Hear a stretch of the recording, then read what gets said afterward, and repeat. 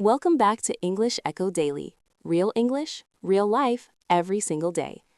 Today's topic is one that I think is harder to talk about than most because it doesn't come with an obvious problem to point to. We're talking about that feeling of being stuck. Not stuck because something terrible happened, not stuck because you're in crisis, just stuck. Like life is moving, but you're not. Like you're going through the motions, but something essential is missing. And right before we start, we have a question for the comments. And this one requires a little honesty. On a scale of 1 to 10, how alive do you feel in your daily life right now? 1 being completely numb and going through the motions, 10 being fully engaged and genuinely excited about where things are going. Drop your number in the comments. No explanation needed, just the number. We're curious. Okay, so here's the thing that makes this particular feeling so confusing and so hard to address. It tends to show up when things are, by most measures, fine. You have a job, you have people who care about you, you're not in any acute danger or pain. And yet there's this low-level flatness, this sense that something is off but you can't quite name what it is. And because nothing is visibly wrong, you feel like you don't have the right to feel this way. Like you should just be grateful. Like wanting more makes you ungrateful for what you have. And that guilt, the guilt of feeling empty when your life looks okay from the outside, I think is one of the cruelest parts of this experience. Because it doesn't just leave you feeling stuck. It leaves you feeling stuck and ashamed about feeling stuck, which makes the whole thing heavier and harder to move through. So the first thing I want to say clearly is, feeling stuck when nothing is visibly wrong is not ingratitude. It is not weakness. It is not a sign that you're broken or that you don't appreciate what you have. It is a signal, a real important signal, that something in your life is out of alignment, that there's a gap between the life you're living and the life that would feel genuinely like yours. And signals are worth listening to, even uncomfortable ones, especially uncomfortable ones, because the feeling of stuckness, as unpleasant as it is actually your inner life trying to get your attention, telling you something needs to change, even if it can't yet tell you exactly what. So let's talk about what actually creates that feeling, because I think there are a few different versions of being stuck, and they have different roots. The first one is the kind that comes from living a life that was designed by someone else's expectations. You made the choices that made sense, the sensible career, the expected milestones, the path that other people approved of, and now you're living the result of those choices. And the result is stable and fine and completely hollow. Because you optimize for the wrong thing. You optimize for approval or security or avoiding disappointment. All understandable things to want, but none of them are the same as meaning. And a life that has security and approval but no real meaning is a life that feels exactly like this, comfortable and empty at the same time. The second version is the kind that comes from too much sameness. Every day looks like the last, the routine is so established, so predictable, that your brain has essentially gone on autopilot. You stop noticing things, you stop being surprised, and when the brain stops encountering anything new, no new challenges, no new experiences, no uncertainty, it produces a very specific feeling, a kind of gray flatness, a sense that time is passing, but nothing is really happening. And this one is interesting because the sameness often started as a good thing. You worked hard to create stability, to remove chaos, to get to a place where things were predictable and under control. And then you got there and discovered that the goal you'd been working toward didn't feel the way you expected it to feel. Because it turns out that humans don't just need safety. We also need novelty, challenge, growth, a sense of moving towards something. The third version, and this one I think is the most common and the most underdiagnosed, is the kind that comes from a long period of self-neglect. Not dramatic neglect, just the gradual erosion that happens when you keep putting yourself last, when you spend years pouring into work, into relationships, into responsibilities, and never quite get around to the things that actually restore you, the things that make you feel like yourself. And slowly, quietly, you lose contact with who that is. You don't notice it happening. It's not a single moment. It's 1,000 small moments where you chose the responsible thing over the nourishing thing.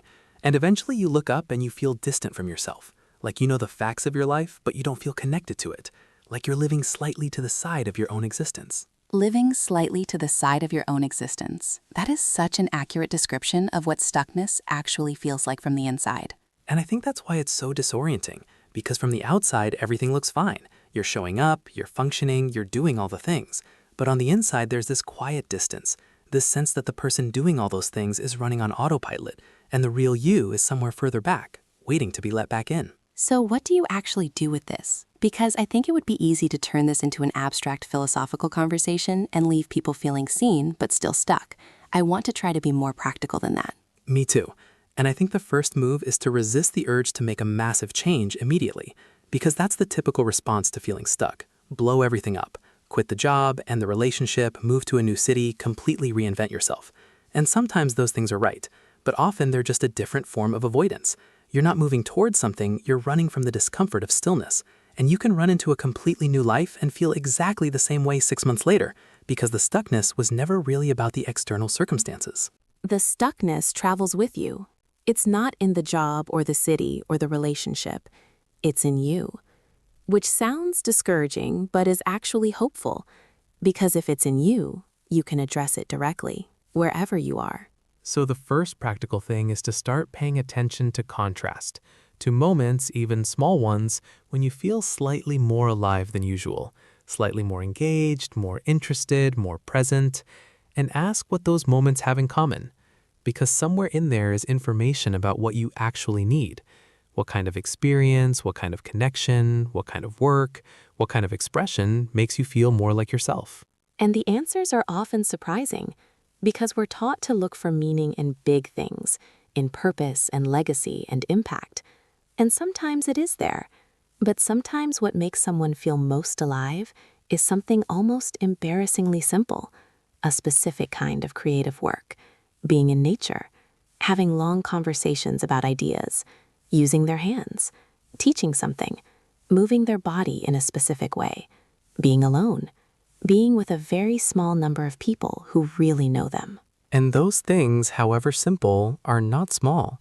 They're actually the data you need. Because a life that consistently contains more of what makes you feel alive and less of what leaves you flat is a fundamentally different experience than a life that has the right credentials and the right story, but none of the actual texture that makes you feel real. The second practical move is to introduce deliberate novelty, small doses of new, a different route, a conversation with someone you don't usually talk to, a book in a subject you know nothing about, a skill you've never tried. It doesn't need to be dramatic. The brain doesn't need a major life change to wake up. It needs contrast.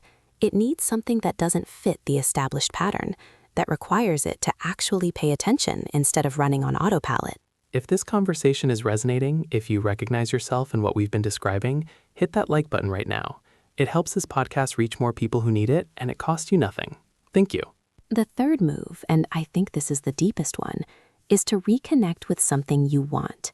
Not something you should want, not something that makes logical sense, not something that would look good from the outside. Something that you actually, genuinely want. And this is harder than it sounds for a lot of people. Because after years of calibrating your desires to what's practical, or what's expected, or what won't disappoint anyone, the actual wanting can get very quiet, almost inaudible. And sitting with the question, what do I actually want?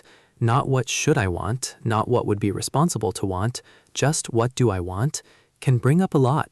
Sometimes grief for the things you set aside, sometimes fear because wanting something means risking not getting it, sometimes just silence because the honest answer is that you've been so disconnected from your own desires for so long that you genuinely don't know. And that not knowing is okay.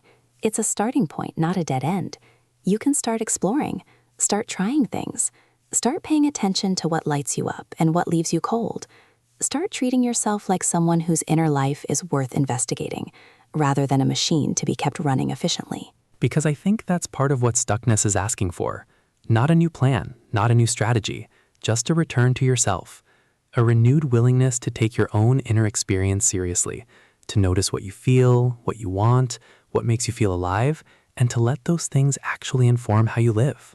And that shift, from living by obligation and autopilot to living with even a small degree of genuine intention, changes the texture of daily life in ways that are hard to describe, but immediately felt. It's not dramatic. It doesn't look like a transformation from the outside. But from the inside, it's the difference between watching your life happen and actually living it. Watching your life happen versus actually living it. That's the whole thing, isn't it? That's the whole thing. And you don't have to overhaul everything to get there. You just have to start paying attention. to yourself, to what matters, to what's missing, and then take one small step toward it, and then another. One small step at a time. Okay, before we go, subscribe to English Echo Daily if you haven't yet. New episodes every single day, real conversations on topics that actually matter, in natural English that genuinely moves your level. And our final question for the comments today: what is one thing, one small thing, that you know would make your daily life feel a little more alive? It doesn't have to be big. It doesn't have to make sense to anyone else. What is it? Tell us below. See you tomorrow. Take care. Bye.